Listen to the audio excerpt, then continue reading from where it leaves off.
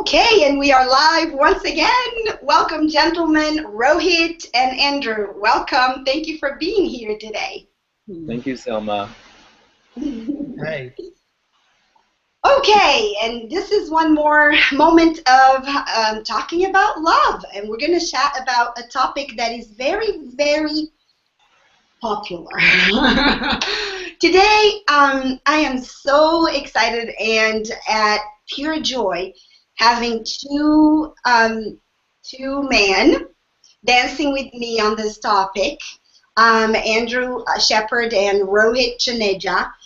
And the topic is, we're going to talk a little bit about some of the concerns of women that are connected with men that have a little bit of a challenge committing to them, to the relationship, to a more long-term situation with their women. And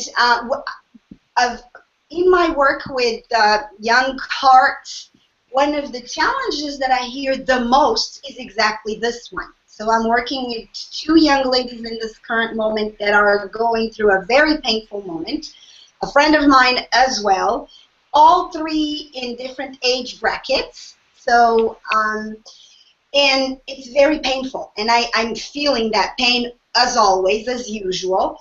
And so I'm really looking forward to have the three of us dance this dance. So one of the questions that we got was this, he cannot, commit. He will not leave me, which means there's still some sort of relationship going on, intimacy going on. And this is going on for 2+ years, for over 2 years. This is going on, and I am ready for a commitment and to get things to the next level and possibly get married, have children, and here I am. I don't know what to do, and I am in love. So this is the situation, more or less, that we're going to explore, and if anyone listening to us can relate, we pray that we can dance on this and further open our heart for compassionate and loving understanding of what is going on underneath all this. And when we say of being afraid of commitment, we can talk about, and we're going to explore as much as we possibly can in our time together, but we can be talking about several things. We can be talking about fear of commitment itself, of committing to something. Fill in the blank. Can be love, can be a relationship, can be work, can be growth in a certain area. Fear of committing itself. It could be fear of committing to a certain person, right? And we can also talk about fear of commitment to love. So let's explore all of these heart blocks and let's look at all these different angles of this. Now, as we start, I would like to invite Andrew to step in for a second. When we were talking earlier, you said something that was interesting to me. You said, there's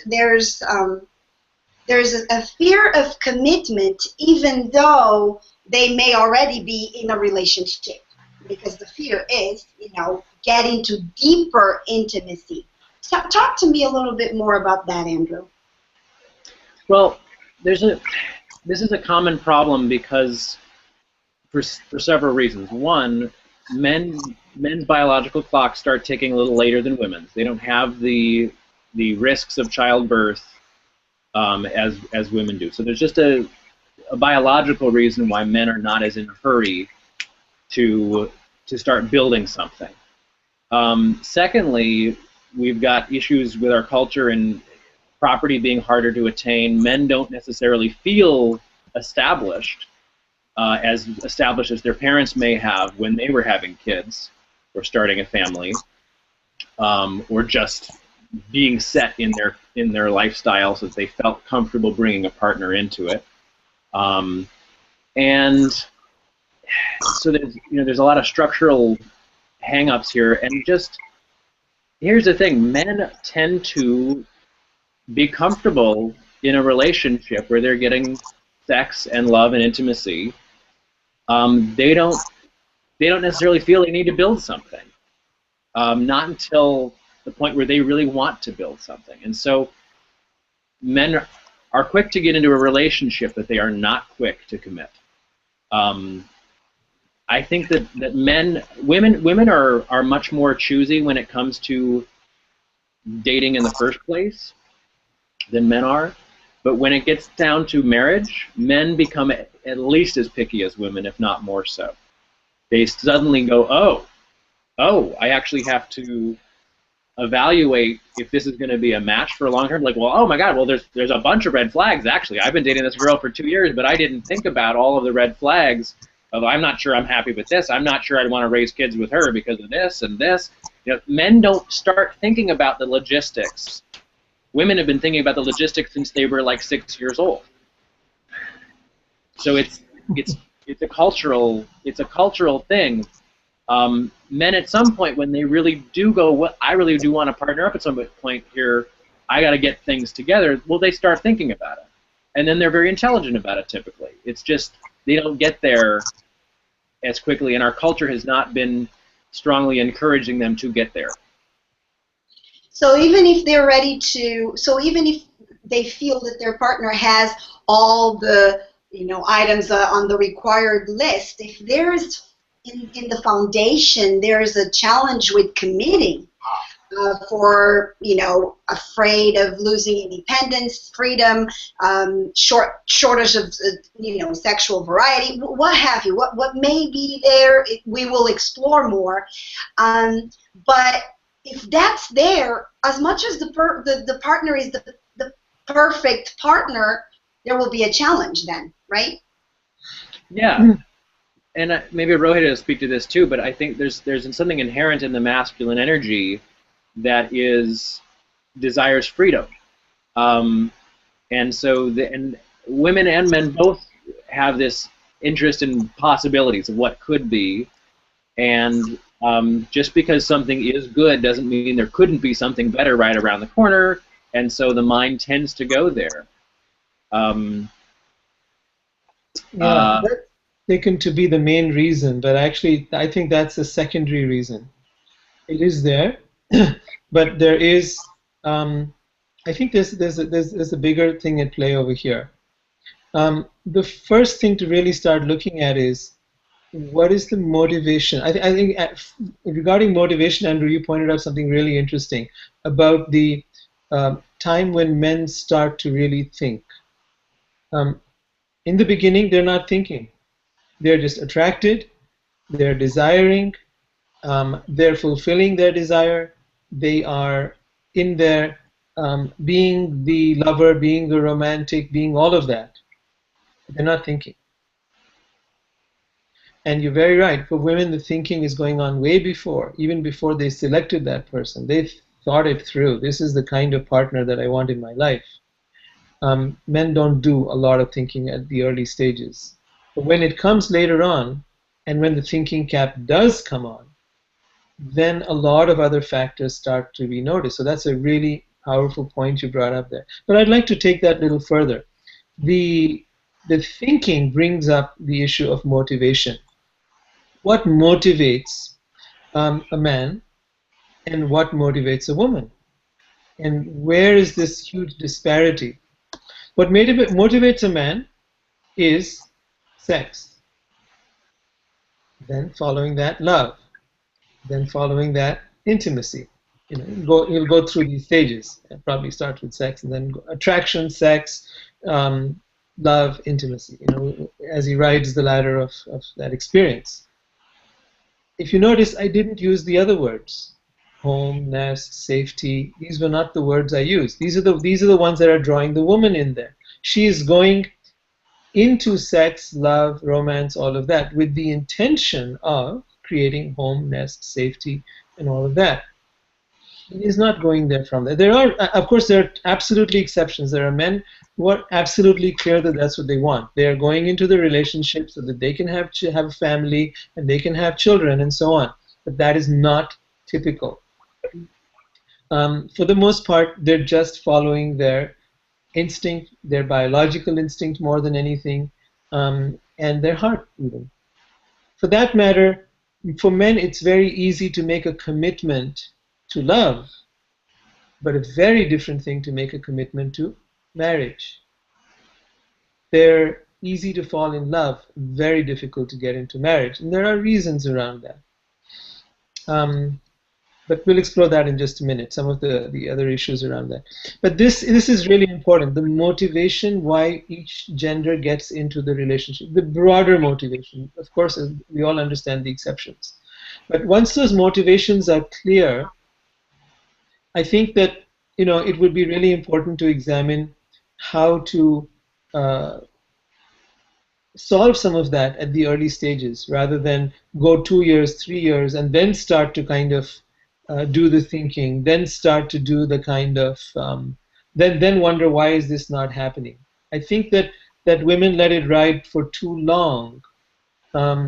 When the agenda is about marriage. Now, I come from a country, India, for example, where men and women get together with the agenda of marriage. And that's a pre-planned, this is the arranged marriage scenario, the pre-planned arrangement where for them to get together from the get-go is marriage. So in which case, everything about marriage is talked about and very little about love and romance and sex is talked about. Now, I'm taking an extreme scenario just to kind of highlight something that actually gives women the result they want. That might not be part of the world out here, but you might want to borrow something from that part of the world and have the conversation a lot earlier instead of the assumption. The assumption for most women is, if the sex is good, if the love is great, he's going to want to marry me. No, sorry, that's not necessarily true. If the sex is good, the love is good, he's going to want to be with you. That doesn't mean he's going to want to marry you. Big difference. Now, you're assuming that he wants to be with you is equal to he wants to marry you. No. He just wants to enjoys being with you. He enjoys your company. He enjoys the romance. He enjoys the sex. He enjoys being with you. Period. Nothing beyond that. The two are not necessarily equal. And to assume that is where I feel women make a big mistake. If your intentions are marriage, be clear very early on. Be very clear about it and work towards it. So when you see that you want marriage and your partner does not seem to be ready for it, and he's not ready to check out either, from a man's perspective, I mean, I have my own thoughts as a woman, but from a man's perspective, what would you say to these women that are very clear on what they want, but then again they're in love, and so they're in the hope in that you will change. Do not go in and have sex and fall in love and do all of that if he's not ready to go where you want to go. Rather, let him use that desire that he has for you to get him where you want to go. I'm not saying this is good either, honestly. I'm just telling you how you can get what you want. But I don't necessarily approve of the whole concept either of marriage or of anything else. Nevertheless, I'm letting you in on the trick. I'm letting you in on the trick of how to get the man to get married. Use your sex and the love and the romance and the attraction as the bait, as the hook to get him to marry you. But when you say bait and hook, I don't feel it as as a trick or a game. I feel it as an invitation for him to search really deep for what he wants. Let him search. Okay. Let him search. But once he's got what he wants, he's not going to have the inclination, the desire to make that extra jump that you want. Right. It's the old expression of if you're getting the milk for free, why buy the cow? Which is a terrible expression, but it's the same thing. Only it's not just referring to sex alone. It's referring to don't give him everything he wants in the relationship, because he's willing to. Most men are willing to establish a relationship that's not going to lead to marriage. That's what Rohit's saying. I agree with it. That's the male is generally comfortable for a long time just having a relationship. If they're getting everything that they want in it, and the woman's getting almost everything she wants in it, except she wants to nest. She wants to build something. He's not interested in building anything. The sooner you cut that off, the better. Yes, and statistics do show that. We have a lot of more, couples that live together without that commitment of the marriage, which is a little different topic, because we can live together and be committed to one another without being married.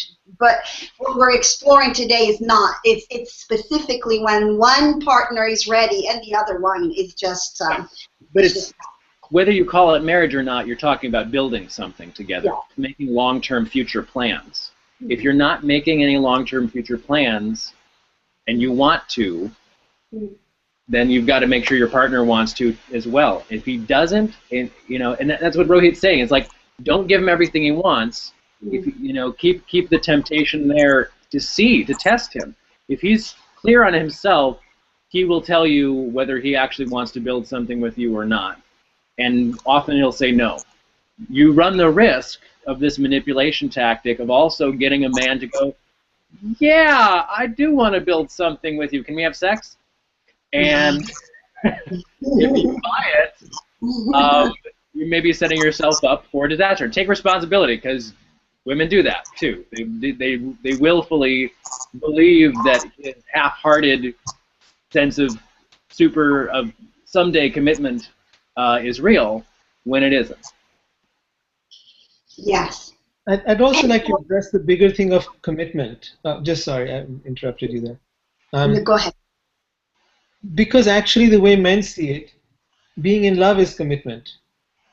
Being there for the woman is commitment. Living together, if it comes to that, is commitment.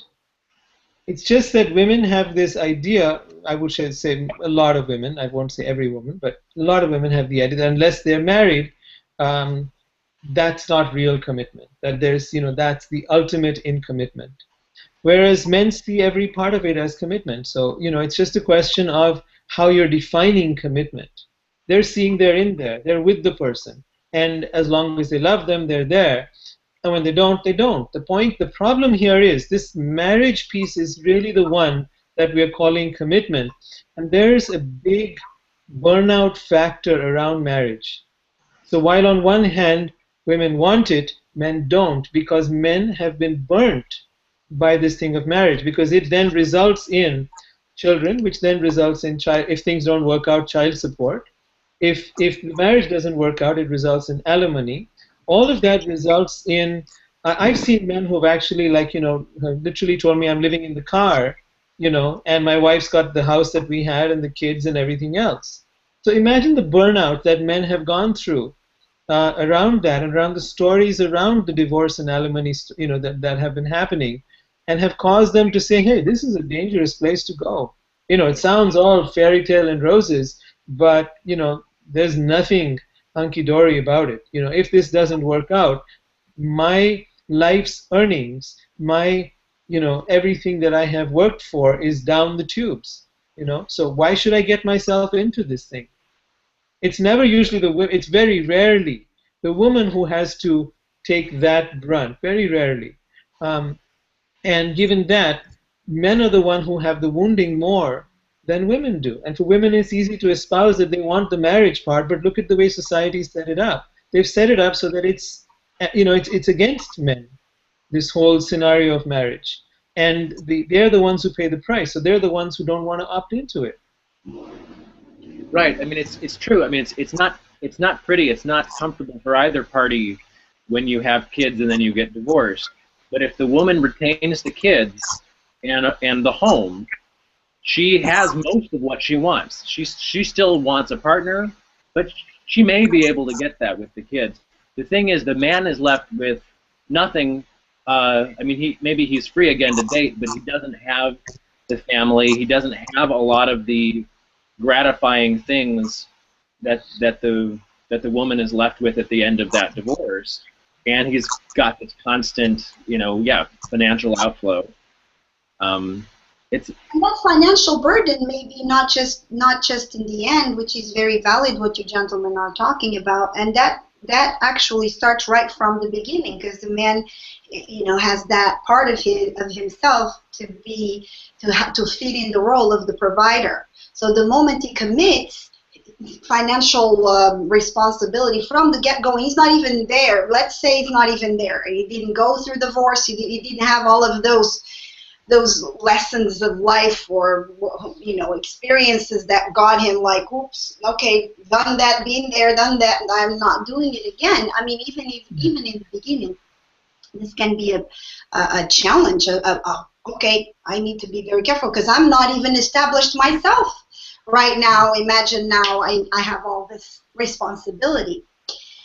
So that's huge. Thank you for bringing that up. Because I think for us ladies listening to this, there's more awareness, because sometimes we women are so emotional that we start to just say to ourselves, I'm not good enough, he doesn't love me, what else do I need to do to make him want me more? Where some of the reasons why he's where he is are totally unrelated to you being, like I said earlier, to you being a woman with whom you could dance beautifully, in marriage or not marriage, but commit, but build something, as Andrew said earlier, together with. So this is a really important point, Selma. I come across this. Let's say the man is with a particular woman, dating her, and they're together 2, 3, 4 years, but then he goes and he marries someone else.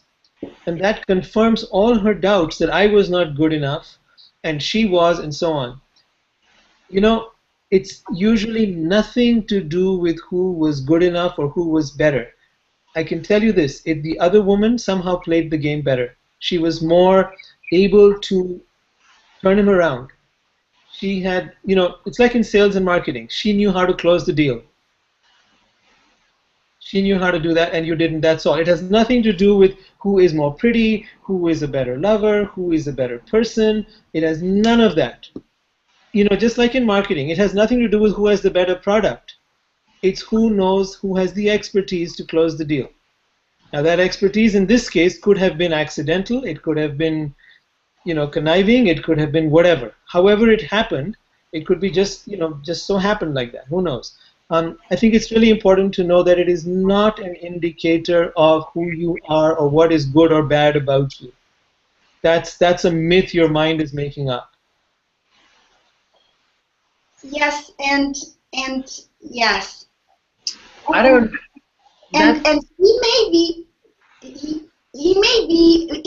may be as well that he's doing his own dance, because what's happening, one of the things that I try to remind my young ladies, Andrew, please hold on to your thought. I want to hear it.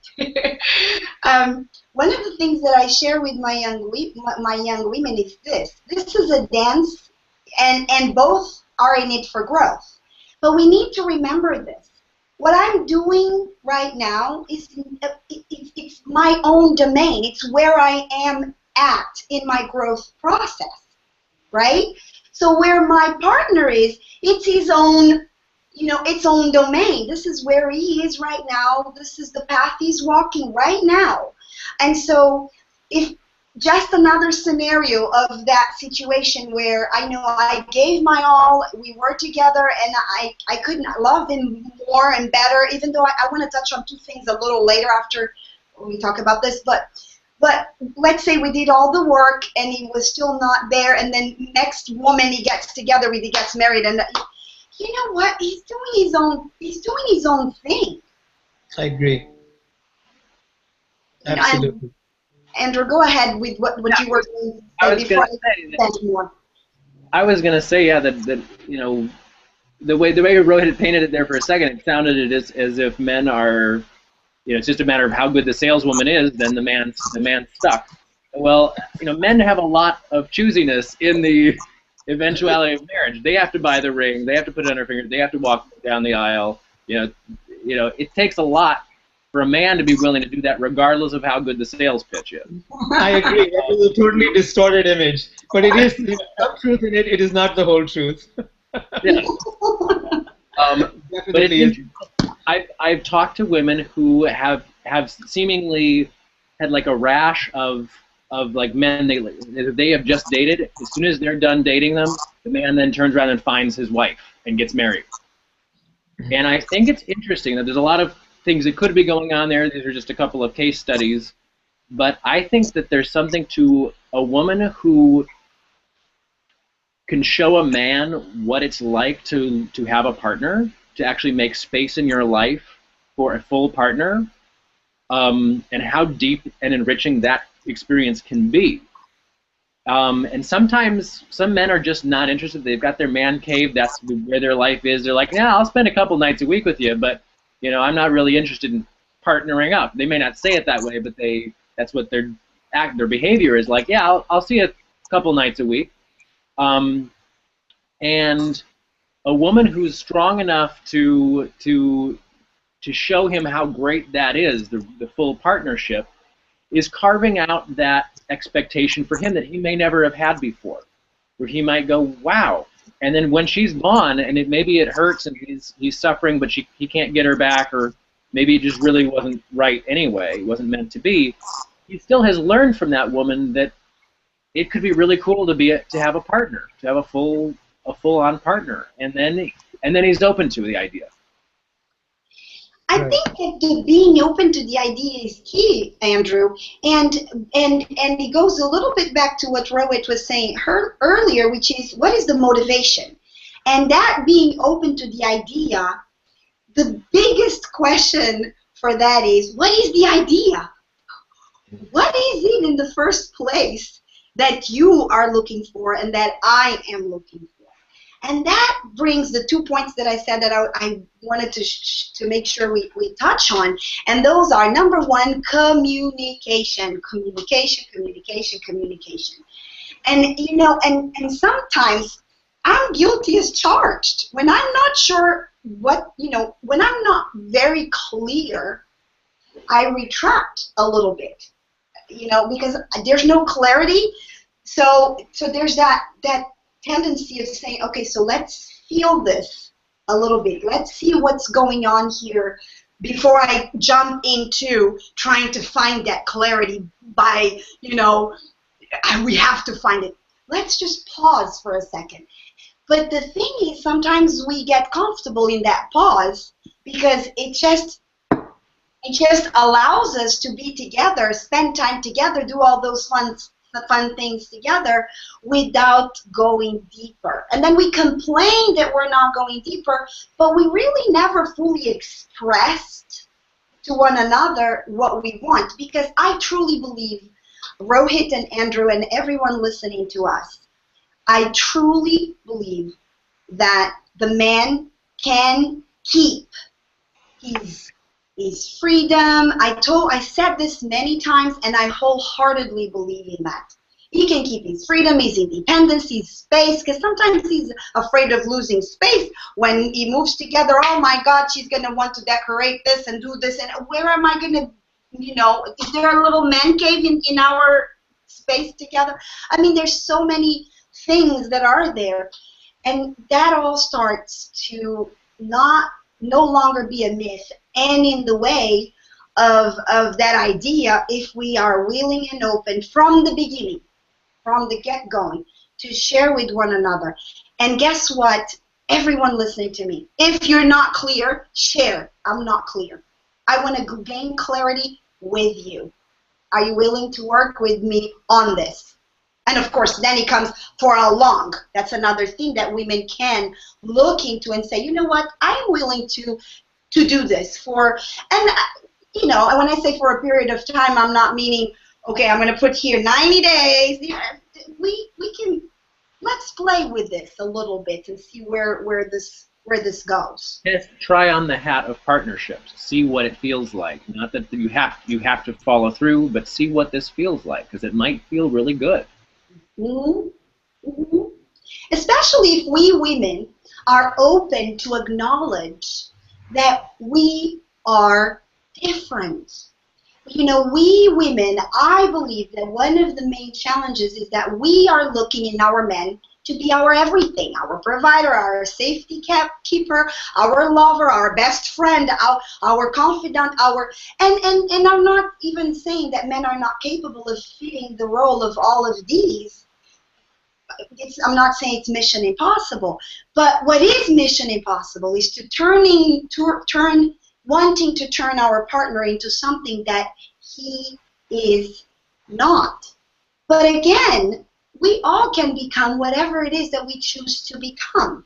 So if my partner says, I really need space, then we're going to touch on trust issues. So I really honestly believe that everyone listening to us, I'm not saying this is going to solve it all, because if he's not ready, he's not ready, he's not ready, he's not ready. And you know what? After 2 years, if you really honestly shared and, like Andrew said earlier, tried and showed to him that you will honor him as the human being that he is. Try it out. Because sometimes he doesn't want the commitment, and so we retract. Give it all for a moment. I'm not even going to sex, Rohit. But show this man that you can honor him as a human being to begin with. And then the dance will have a different nature. Well, let's talk about what that honoring is in the case of a man. See, the woman holds the position of attraction. So if she's in the place where she's giving it all, she's giving all of herself and thinking that that's going to bring him all of her, that's going to bring all of himself in, that isn't true. No. She needs to hold the position of attraction and allow him to come in, which means to not jump faster than he's jumping. Yes. Yeah. Which means to pace yourself out slowly. Yeah. It doesn't mean to block your heart. Right. It simply means to allow him to take the steps, to pace yourself with him so that he moves. And as he moves, you move. Yeah. Right? You may feel whatever you're feeling, but don't make that so apparent, and don't zero in and focus in. Let him know you have a life. Let him know you're busy with this, that, the other. Let him want more and more and more of you. Let him want, let him desire, let him long for that. So therein is the piece where women need to learn how to be able to seduce. How, whether you're married and living with someone, or whether you're single. How to be the flame that attracts the moth that comes to it. How to be the one who attracts rather than the one who is there pushing after him. What are you doing? Where are you going? Yes. Letting him have the space to do his thing. Now, part of being there is letting him have the space to do his song and dance. Yeah. And letting him be the one who zeroes in on you. Letting him be the one who's wanting you while you're, doing your thing. You're there, and oh, really, you want to be with me? I see. Okay. And then we respond, and then we move with that. So then the dance occurs. But let him desire, because this is what happens a lot, is that when a man has a woman, then he loses interest. When he has, just like when you wanted to buy a new car, then when you got your new car, you lose interest in it. You no longer look checking out all the latest cars and everything. Now you got it. Now you move on to the next thing. So never let him feel he's got you. Never let him feel you're his. If you want to keep that hold, if you want to keep that place where he is dancing around you, where he is the one longing and desiring for you, slow down. Slow down and show him how to love you. Show him what pleases you.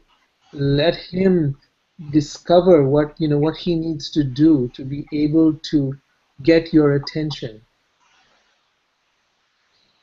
Very important. Shifting away. This is coming into the feminine, really coming into the feminine.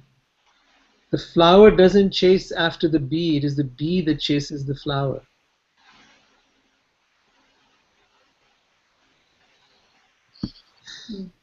That is a very important, interesting point that you bring in, Rohit. You can share your heart, you can be loving, and you can be heart-centered in the way that you are available to your partner. Mm-hmm. Yet there's always space for letting him do what he needs to do, which is part of it is to pursue you and to be the one coming to you as the flower, as the bee into the flower. I love that. That's beautiful. That's beautiful. And again, the most important part to me in that dance is to keep your heart open throughout the entire process. I don't like the thought of playing games. And Like the so if flower. the heart is not open, then then it's something that I am not familiar with, so I can't speak to it. It's a manipulation then. The flower is open always. When it is Yes. closed, the bee doesn't even come near it. So, the bee is smarter. Human will Yeah. still try to get in, but the bee understands. Um, And so if the man is not coming, then so gentlemen, talk to us about that. If the man is coming only to get that temporary whatever, so going back, if we go back to what you were saying earlier, Rohit, you don't engage intimately anymore. You okay, talk now I'm about going to contradict everything I said. yeah. Now I'm going to contradict Now, everything I said. let's Because explore this a little bit. because the whole point that women are wanting the marriage institution is really socially driven and has very little to do with love. I am a deep proponent for love. And I feel love and social institutions are two diametrically opposed things. They can go together, but usually once one happens, the other, tends to fade. So love thrives in a very different arena. Um, Let me put it like this. Let me go to the real crux of what love is. Love is so incredible because love is a spiritual act. Love is a place of worship. Love is where you see the divine in the other. They are like no one else. It is like you have had a vision of God. Okay? Now, what happens is, if you haven't cultivated a mind that knows how to stay in that place, that isn't going to get into its ego, that isn't going to now try to manipulate this situation and then try to go in for meeting my needs, creating safety, getting married, having babies, having a nest. If you're not going to start manipulating the situation, the moment you start doing that, the next thing that will start happening is, instead of seeing that person as all perfect, you will start to notice their flaws, that gradually they will just come off the pedestal. And when someone has been on the pedestal and when they come off, they look really bad. Suddenly you're able to see all kinds of flaws and warts and this and that, and it just that turns ugly. So I believe that the whole process of trying to get married to someone and become part of that social expectation does huge damage to the relationship. I see people who are married, living together. Very few of them are in love as they were when they first met. Most of them have transitioned into a friendship, into a companionship at best. They could have become enemies and living together under, what was that, Sleeping with the Enemy, that movie. They could have become very much enemies living together for whatever reason.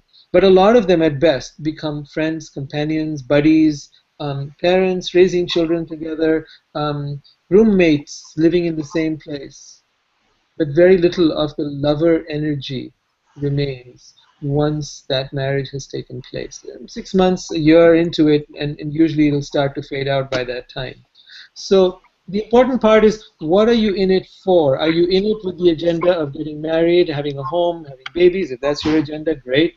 And if your agenda is love, and that's the thing that I propagate the most, then I would say, don't try to mix these two things. They're like oil and water.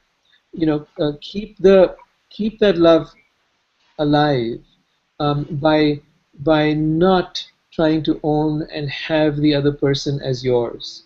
My personal recommendation for people who want to stay in love is, don't get into the word mine. The moment you say somebody is mine, whether it's my girlfriend, boyfriend, husband, wife, whatever you want to call it, the moment mine comes into the picture, love gradually disappears.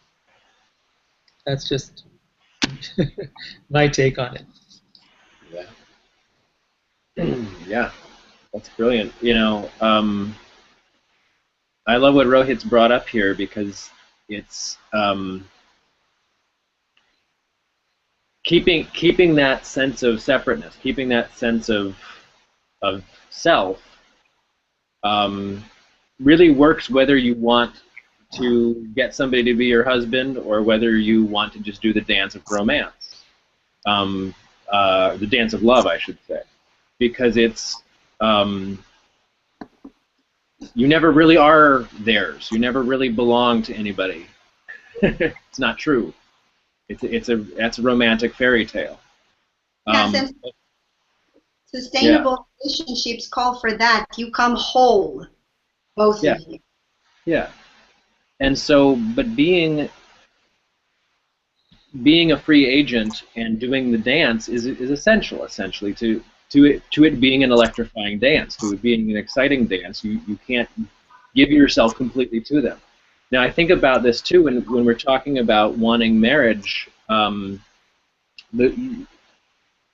love, the dance is worthy. It's of intrinsic value to you, whether you want marriage or not. So to say no, I will not date anybody until it's the marriage one, probably foolish, unless you really feel incredibly confident. And even then, if you feel confident, you might not be as confident as you think, that you have dated immensely. You have tested the field completely. You know exactly what you want, and you know it's out there. People know exactly what they want. Typically, I'm not confident they're going to find it because it's very specific what they've outlined in their minds. The dance is the most important thing. Yes, you want to have kids. Yes, you want to have a family. Getting that is a goal, so you want to work towards it. But the dance teaches you more about you, and it teaches you more about other people. So to say I will not have a dance unless I know it's leading to marriage is cutting things off prematurely, in my opinion. However, like Rohit was saying, do not give everything to that partner thinking that just because you have taught them what being in a partnership could be, that they're going to be like, you're right, we're going to do this. Don't assume anything about that person. Especially if you're the first woman to show a man how valuable it could be to truly be in a partnership, I would assume he's not going to be ready with you. I would assume, unless it's his own ideas, unless he's coming to you saying, hey, wouldn't it be great to own property together? Hey, wouldn't it be fun to have kids? Hey, wouldn't it be great to have a business that that I'm supporting you in your business and you're supporting me in my business? Wouldn't that be great? If he's proposing those ideas and you did not con him into talking about that subject, then he may actually be serious. He may actually be interested in the partnership. But be very cautious that you're not corralling him, pushing him into that mode, and then getting all gushy when he finally talks about it, because that's you creating a self-fulfilling prophecy.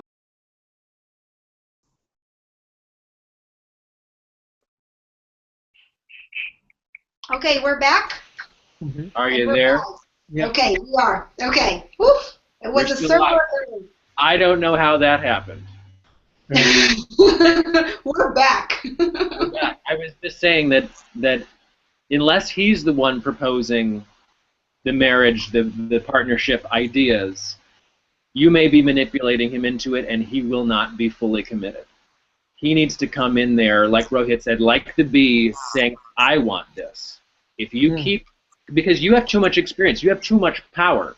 Having thought about this since you were 6 years old, you have too much power in the relationship to paint the picture of what your marriage is going to be like, push him into it, and then say, now we're doing it. He is going to resent you for that, unless he is the one stepping into it and saying, hey, I want this. And he's saying it from the heart. He's saying it from the depths of who he is. Unless he's saying that, I would not be confident in that relationship. And so if the woman is ready to do that and he's not coming, then what? Lovingly tell him that what you are feeling the need for. Ask Yes. yourself if you can give up this love to get what you want. If this love is not as important as you getting married and having your family, getting your goal, then be willing to let it go and tell him, I'm willing to let this go. I love you immensely. I don't want to let it go, but I need to get this goal going, and do it. If he's not ready in a reasonable amount of time, be it 3 months, 6 months, it's done. Move on. In fact, maybe you move on tomorrow. If he's not confident, because you cannot change a human being. You cannot wait for that person to be the right person. It just doesn't work that way. So gaining clarity on what we want is one of the major steps in this process, I would say. And don't hang around. Andrew's absolutely right. Don't hang around. You're not going to. Very rarely will he change his mind. I mean, it does happen, but put your cards on the table and say, this is what I want. Really be clear. I think it's very important. There are lovers who love for the sake of love. That's to me, a true lover is one who loves for the sake of love, not for an agenda. And then there are those who love for the sake of an agenda. But for love is just a means to an end. And yes, you hope the love will continue. You don't want to be in a marriage without the love. But there is a goal, and if that goal is not met, then the love is not enough by itself. So that's what I mean. When the goal of love is love, that's one whole stream of consciousness. And when the goal of love is marriage, that's a whole other stream of consciousness. When people with two different streams of consciousness get together, it's not going to go anywhere. So be really clear that where is this person coming from and where are you coming from? And if they are in love, but maybe, if marriage happens, it'll happen, we'll see, then that's not really where they're coming from. And if you're going to think that you will convert him, I would not count on that. If it happens, great. But put your cards on the table, see what happens. If he doesn't come around pretty soon, he's not going to come around. And I would be very skeptical if he starts saying the words you want to hear. I would be very skeptical of them. He's probably giving you the words you want to hear to keep having sex with you. That's it. Keep loving you. Maybe it's a deep relationship, deep connection. He doesn't want to lose that either. He wants to keep exploring things with you, but he doesn't. He's going to tell you what you want to hear if you're giving him that, if you're channeling him in that direction. I want women to really understand that just because a man doesn't want to marry you doesn't mean he doesn't love you. Yeah. It is far more common for a man to want to be just a lover without the agenda of marriage than for him to want to be in love for the sake of marriage. Whereas it is reverse in women. It is perhaps even biological. Women will fall in love for the purpose of getting married. Men will fall in love for the purpose of being in love. You're looking at two different outcomes. Will those two paths meet? You might as well check it out as early as possible and don't waste your time. And that's something that I was going to bring next, Rohit, which is exactly what it is that is more important to you. Yes. So some women have a wonderful connection, a wonderful partnership. It's just that the commitment of marrying and going to the next step is not there yet. And they abandon everything, possibly someone they could explore a beautiful love dance with, just because of being focused. As you said, what are you focusing on? On the dance and the growth from it and the beauty of feeling whole with someone else? Because you show up, like we said earlier, the goal number one is to be as whole and fulfilled and joyful and peaceful and loving and all of it on your own, by yourself. And you start from there. And you show up as such to your partner.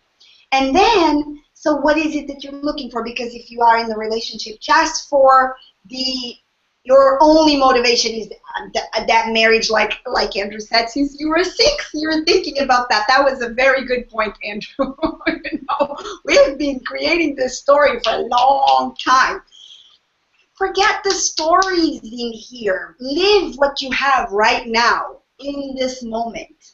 Because sometimes the one or the one that shows up now and then the one that shows up later. I'm not implying it's just one, but those that are destined to come and help us in the growth of our soul in that love dance come, and we let them go because this is how we are. Okay, if it's not the way I want, it's not to be at all. So that is a huge consideration that I really wanted to bring in this conversation, because sometimes we have what we want. It's just not packaged the way we want it to be packaged, and then we let it go, and the gift is gone. The gift is gone, and then you may get something that may give you the package but not give you the gift, and then you're left with, yes, I've got my marriage, but I don't have that quality of love that I used to have earlier. You've got a good husband, you've got a man who takes care of your kids, but you don't have the lover that you had before. I think it's really important to treasure and value what the universe sends you, to really cherish that and to go with that, rather than try to put your agenda in on, oh, I want it a certain way. And as I said, you're saying very rightly, Selma, this is to understand the intention of love. Love's intention is really to deepen, it's a deep spiritual journey. And it's not about some agenda. Meet your agendas in other ways.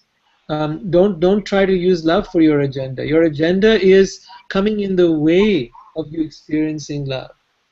The lover that you have, see what is the quality of their love, and if the quality of their love is beautiful and priceless and special, don't throw it away just because they're not willing to be married. It doesn't make you less of a woman. It doesn't make you less of a human being. It doesn't make you less important. They're just not buying into the socially fabricated story. And perhaps there's a great blessing in that. Consider what happens when most people do get married and start living together. They might have even been dating for 7 years, 8 years, and they get married. And usually they lose a lot of interest as far as intimacy is concerned within a short time. Perhaps this is great. Exactly what you have is great. And they say, don't look a gift horse in the mouth.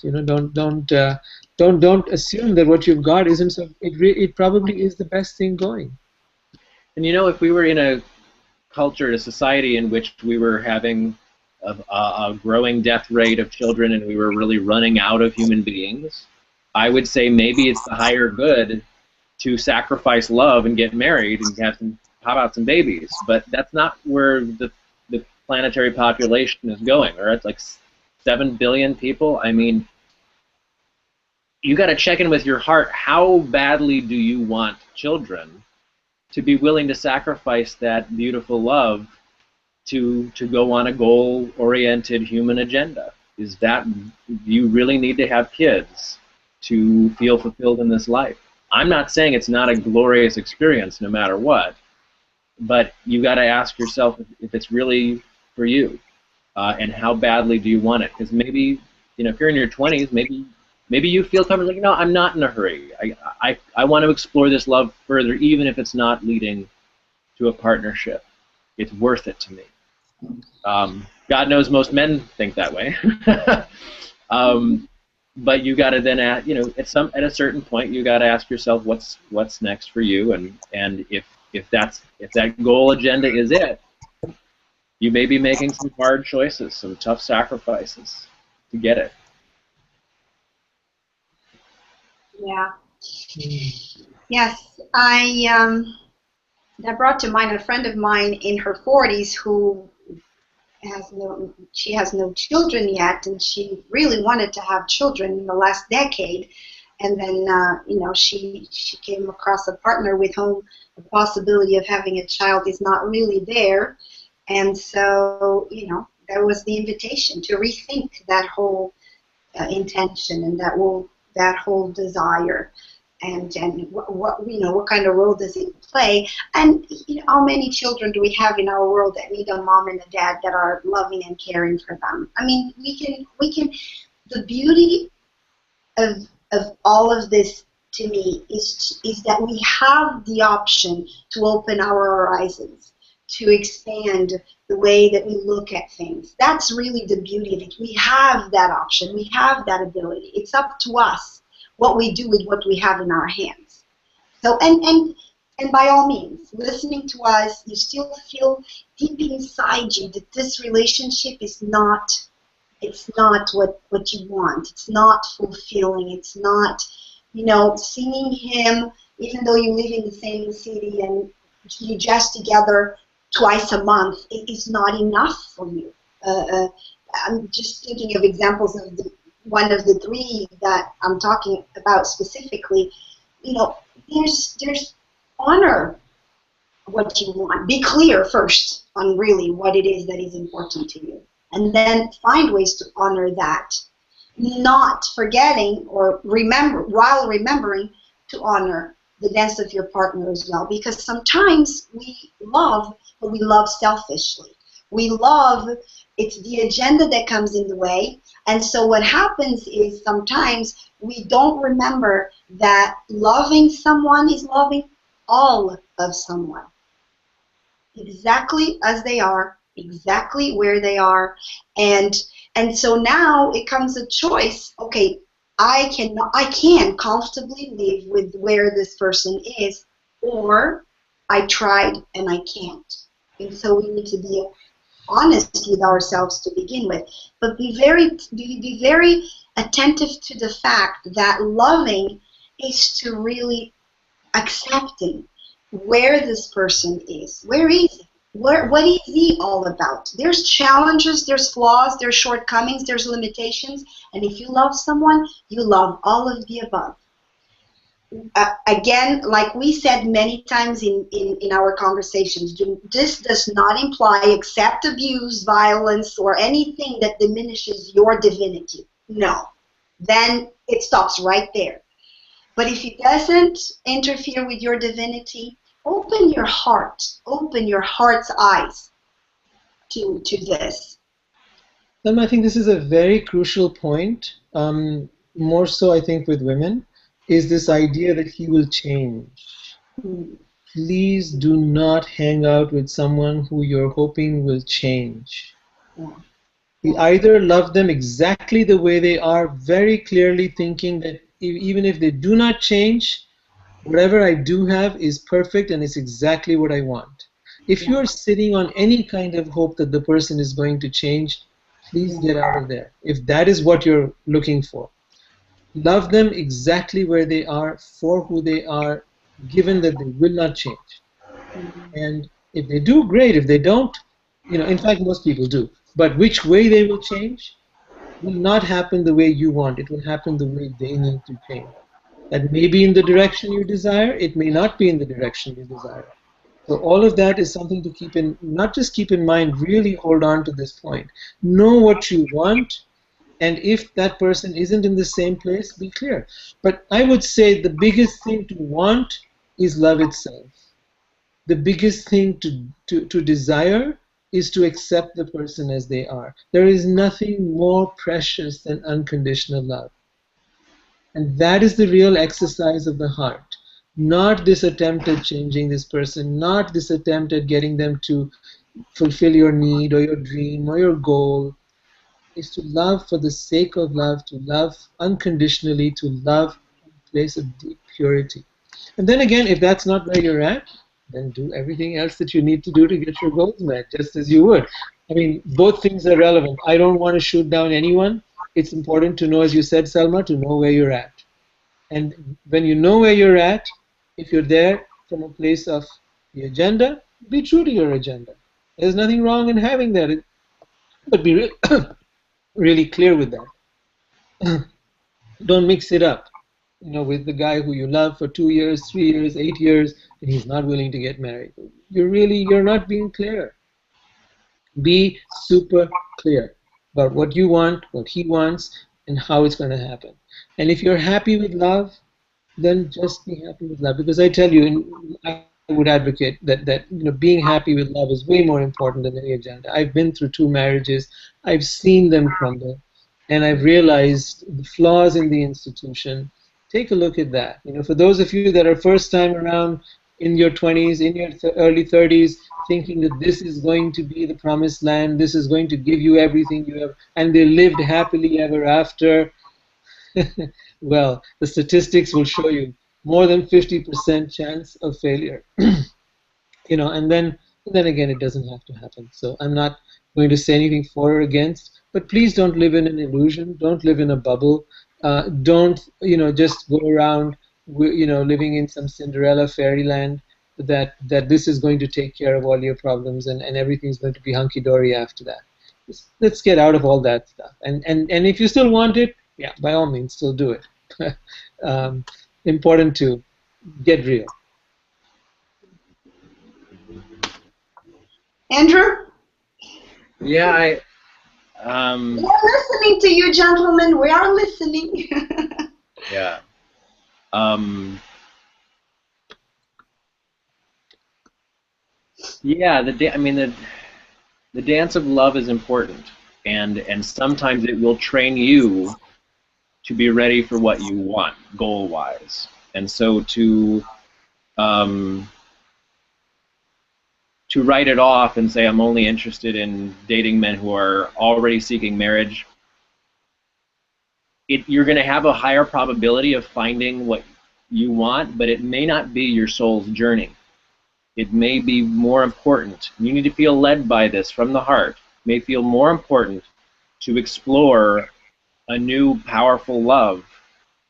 It may make you more ready for the man that you are going to marry. So I don't want to confuse you, because like Rohit said, if you've got a clear goal and you're running out of time, and that goal is of utmost importance, you better go straight for that goal. You better be ruthless to get what you want.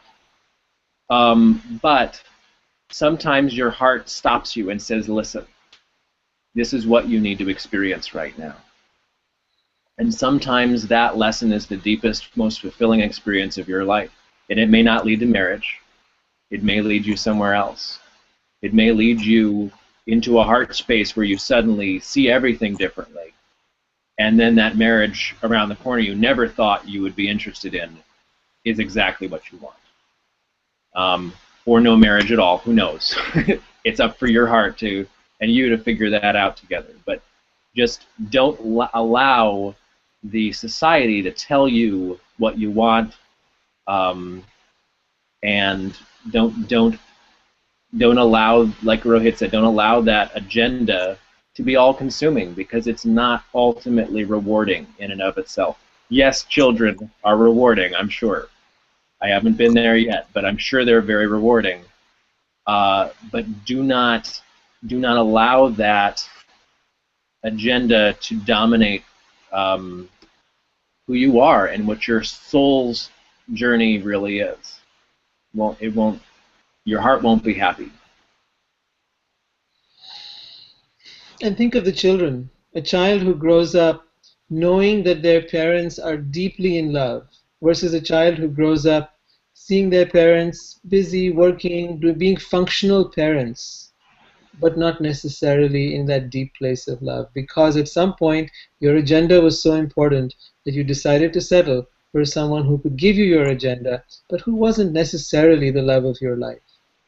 Perhaps your children will learn from them that it's okay to settle, from you, that it's okay to settle, to find someone who's not really that important, to go for your goals rather than for your love. And the legacy will go on from one generation to another to another. And who is the loser? Ultimately, who is the loser? You will have your goal, you will have everything you want, but you will feel unfulfilled and unhappy. So you will then gorge on food, watch a lot of TV, find other ways to distract yourself. I don't know.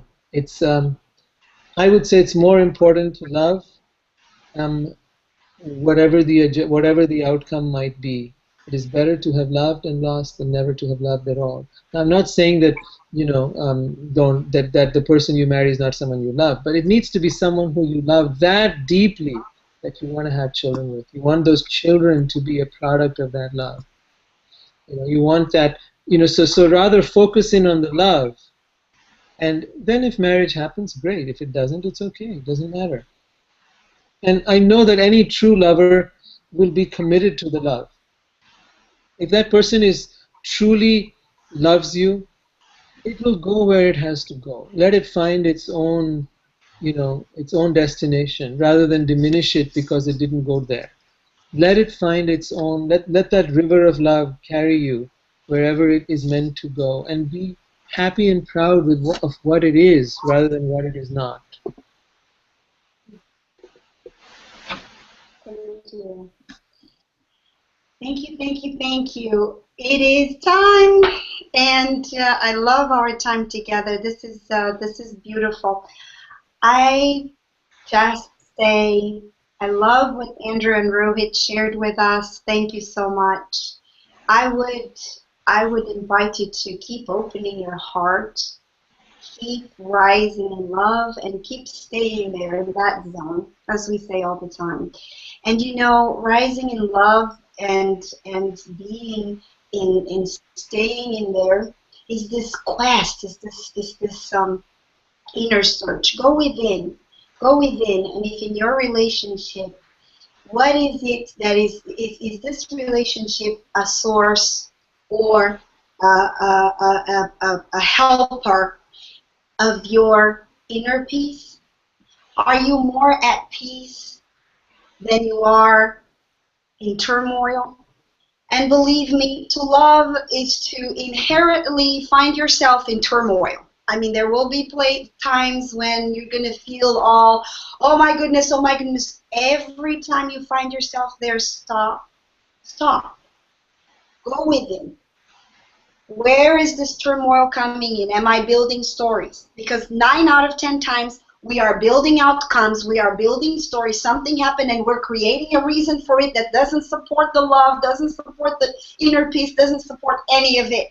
And then off we go. So learn to stop and go within and really, really search and see, is this a source of inner peace? Not the only source, but a source that sustains your existing inner peace. Or is it taking you away and away and away from it? And if it is, then you need to do something about it. Only you can know what it is. But the invitation is to always go within, listen. The answers, it's amazing. And you listening to me, you know this. The answers are here. We have them. They come to us. We block our ears because we're just focused on something. And we don't listen to them. Sometimes it's just a whisper, but we know from experience, and I repeat, you know what I'm talking about. When something is not aligned with our higher purpose, with the mission that our heart and soul are here for, we are given that awareness. We are every time. So keep listening, keep going within to find that guidance because it's there. So love equals inner peace. One doesn't go without the other. And so, keep loving like crazy. And I'm not saying stop being romantic, neither is Rohit or Andrew, because we three are helpless romantics. Absolutely. I only gave those tips for people who are so focused that they don't want anything else. And if that's what you are, great. Otherwise, hey, the real place we're from is love, love abundantly, love with all that you've got, and completely experience the magic of love. Nothing less than that. We wouldn't want anything less than that for you. Yes. Rohit, thank you as always so much. Thank you. Andrew, I love you both. Thank you so much for your wisdom and for opening your heart and sharing. Thank you, guys. All right, everyone. Thank you for being here with us, and love on.